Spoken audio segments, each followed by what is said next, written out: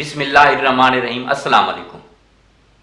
आजकल जो एक बढ़ते हुए अमराज में प्रोस्टेट का मसला है, अक्सर लोगों को प्रोस्टेट का मसला होता है।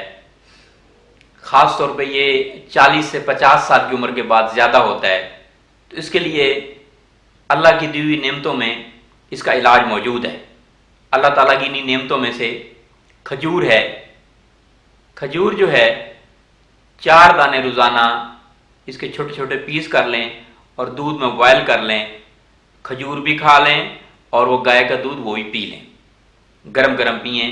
इंशाल्लाह कुछ ही दिन में प्रोस्टेट का मसला जो है ठीक हो जाएगा। जिन बच्चों को पेशाब की शिकायत होती है, बार बार पेशाब आता है, जिन बुजुर्गों को बार बार पेशाब आता है, उसके लिए भी यही नुस्खा बहुत ही मुफीद है। दूसरे नंबर पर प्रोस्टेट के लिए हल्दी मौजूद है। हल्दी दूध में डाल के इस्तेमाल करें तो ये भी बहुत मुफीद है।